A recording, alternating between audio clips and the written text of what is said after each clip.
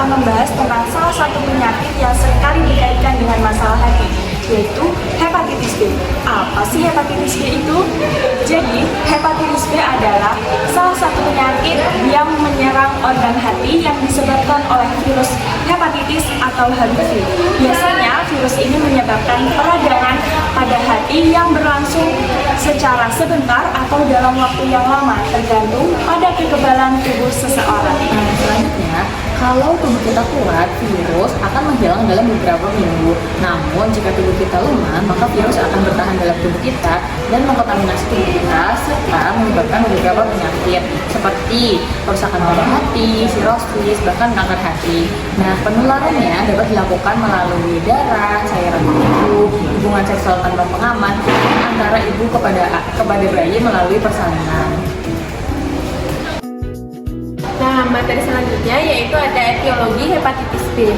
Sebelumnya, apa itu etiologi? Etiologi berasal dari bahasa Yunani yang berarti aitia, yaitu penyebab, dan logos artinya ilmu atau kajian, yang biasa disebut ilmu penyebab. Nah, di bahasa kedokteran atau ilmu kesehatan berarti suatu penyebab atau asal muasal suatu penyakit.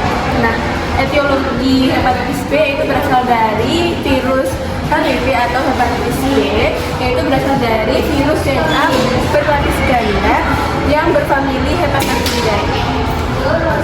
Nah, virus ini menyerang sel hati sehingga menyebabkan peradangan dan kerusakan pada hati. HBV memiliki kemampuan untuk bertahan lama di luar tubuh dan sangat mudah menular melalui darah serta cairan tubuh. Hepatitis B memiliki 3 jenis antigen. Yang pertama yaitu antigen surface hepatitis B yang berada pada mantel atau envelop. Yang kedua yaitu antigen core hepatitis B yang berada pada inti. Yang ketiga yaitu antigen E hepatitis B yang berada pada nukleokapsid virus. Nah, ketiga virus ini akan menimbulkan respon antibodi spesifik terhadap masing-masing antigen, yaitu yang disebut sebagai anti-HBs. Baik, di sini saya akan menjelaskan mekanisme penularan penyakit hepatitis B. Yang dimana penyakit hepatitis B ini disebabkan oleh virus yang disebut virus HBV. Nah, virus HBV ini tidak menyebar atau menular melalui udara ataupun makanan, melainkan menular melalui cairan tubuh atau darah dari seseorang yang telah terinfeksi. Mekanisme penularan penyakit hepatitis B ini sendiri, yang pertama ada melalui darah. Misalkan ada seorang berbagi jarum suntik, alat medis atau alat tato yang belum disterilkan. Yang kedua melalui hubungan seksual. Nah, virus ini kan biasanya kita temui melalui cairan tubuh, misalnya cairan mani ataupun cairan vagina. Penularan ini terjadi jika seseorang melakukan hubungan intim dengan orang yang terinfeksi, sehingga dapat tertular virus hepatitis B. Yang ketiga melalui ibu dan bayi. Nah, jika ada seorang ibu hamil yang tertular virus hepatitis B ini, maka bayinya akan tertular oleh virus itu juga. Penularan ini merupakan penularan yang sering ditemui di daerah endemis seperti halnya Asia Tenggara.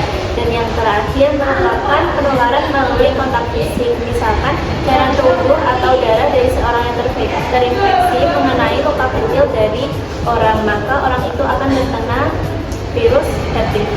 Nah, jadi intinya virus ini itu tidak menular melalui makanan ataupun udara, melainkan menular melalui cairan tubuh atau darah dari seseorang yang terinfeksi. Memiliki beberapa faktor resiko. Yang pertama, resiko dari keluarga. Misalnya, ibu yang menularkan hepatitis B kepada bayi ketika hamil, melahirkan, dan menyusui. Lalu, faktor risiko dengan keluarga yang lain adalah banyaknya kontak fisik dan penggunaan barang pribadi secara bersama seperti sikat gigi, cukur, dan bunyi kuku. Lalu yang kedua, pemahaman yang rendah terhadap cara penularan, gejala, dan pencegahan dari hepatitis B. Itu mendukung orang-orang jadi lalai dan mengabaikan pencegahan dari hepatitis B tersebut. Lalu yang ketiga, ada faktor dari transfusi darah. Misalkan setelah kita transfusi darah ternyata pendonor memiliki riwayat hepatitis B, maka kita memiliki resiko yang tinggi untuk tertular. Lalu faktor dari lingkungan yang kotor dan padat, dan pelayanan kesehatan yang tidak memadai juga mendukung penularan dari hepatitis B. Saya akan menjelaskan manifestasi klinis dari penyakit hepatitis B berdasarkan kelompok usia. Jadi, hepatitis B memiliki gejala yang berbeda pada setiap kelompok usia. Yang pertama yaitu pada kelompok bayi dan anak kecil. Pada bayi dan anak kecil, biasanya infeksi terjadi tanpa gejala atau asimptomatik, namun justru memiliki risiko yang lebih besar untuk menjadi hepatitis kronis, yaitu 80-90%. Yang kedua adalah pada anak usia sekolah hingga remaja. Pada kelompok ini, gejala akan terakhir seperti mual, nyeri perut, ikterus atau kulit dan mata yang menguning, namun sebagian besar tetap bisa tanpa gejala. Dan yang ketiga adalah kelompok usia orang dewasa muda hingga lanjut usia. Pada kelompok ini biasanya gejala terlihat lebih jelas, yaitu ikterus, mual, nyeri perut, dan urin yang berwarna gelap. Lalu risiko untuk menjadi hepatitis kronis lebih rendah dibanding anak-anak.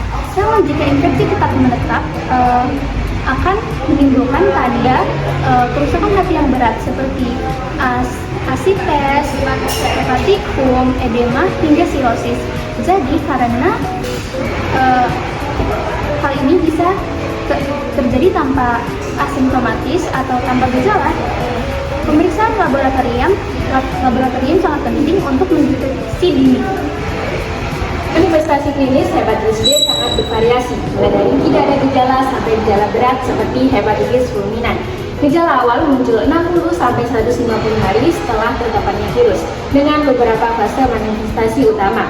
Yang pertama ada fase inkubasi, dimulai dari 15-180 hari tanpa gejala fisik.